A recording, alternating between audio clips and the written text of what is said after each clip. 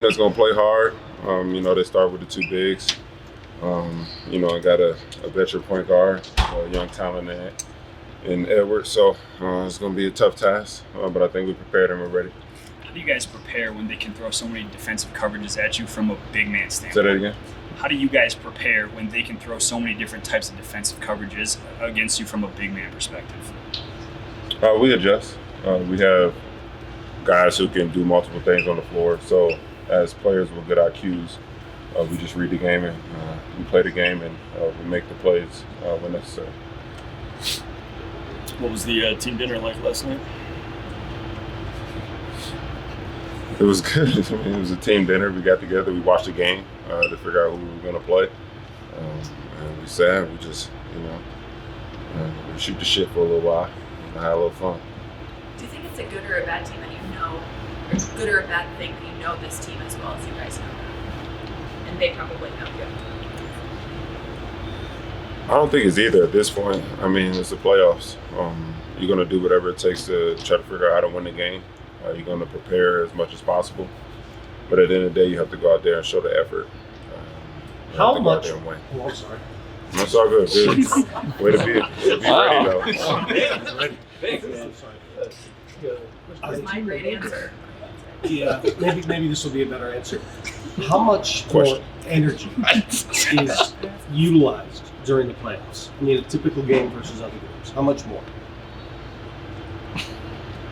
Better answer. Shitty question. What was your question? That was a lob. Is it good or bad that you're that familiar with Minnesota? Great question, Katie. To answer your question, I mean, it's the playoffs. Everybody has one goal, and that's to win the championship, so they're going to do whatever it takes. Better answer. Is there an antsiness from you guys not having played? Yes. Can you elaborate on that? I mean, we sit and wait a week. We watch the playing games. You're eager to play. You know what time of the year this is. You just want to get out there and see what you can do to get to the point where everybody's trying to get at. So to sit and wait, we had to wait 5 days since our last game to figure out who we were playing. So the antsiness, the eagerness, it was there. So I think we're ready. Malone said he noticed a palpable change in Joker, just more excited, just more lively, making fun of himself, all that stuff. Do you agree with that, and have you seen that this week? Of course, Coach said it. Of course, I agree. I mean, it's the playoffs. It's the best time of the year. 82 games. It's a long year. Of course, throughout a year, emotionally, we're going to have ups and downs. And, the last month is kind of dragged out, especially when we were in the position we were in.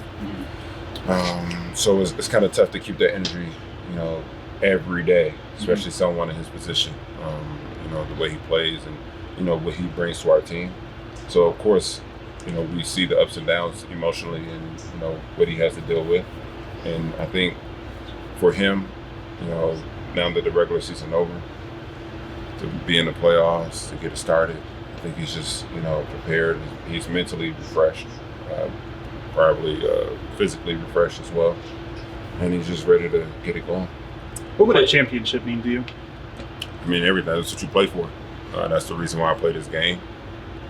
That's the reason why I go out there. I sacrifice my body. I sacrifice my time, my energy for my teammates to reach that end goal, reach that pinnacle of being the last team standing. So for me, it's everything.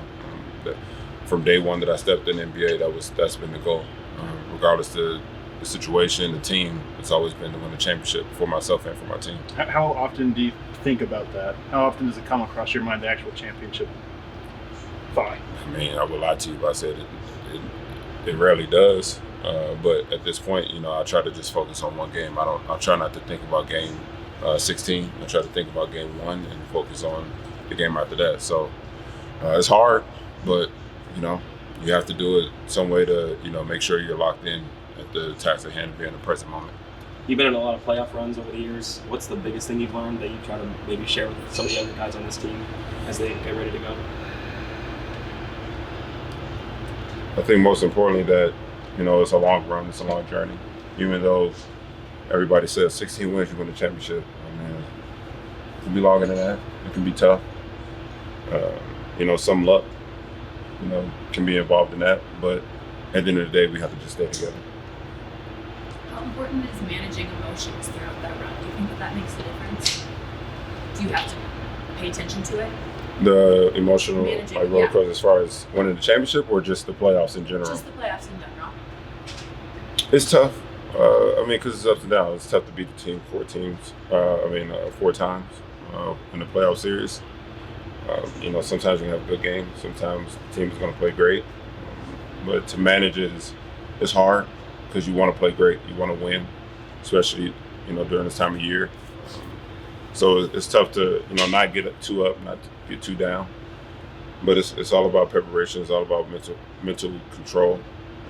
You know, mentally for a long time I've had great bets that, you know, helped me with that. So, you know, if any of the guys have a problem with that, you know, I see fit to, you know, express that knowledge that was given to me. Who were some of the bets that helped you? I mean, I had a lot of teammates.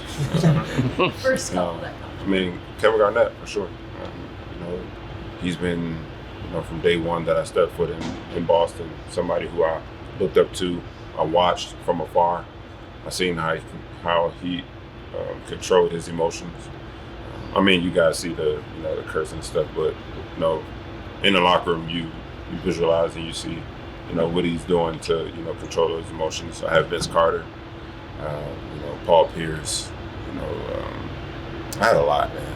I had a lot of help along the way to get me to this point. So they taught me a lot, and it's just my duty now to, you know, release that message that whatever can help, you know. So, you know, we'll see when the time comes.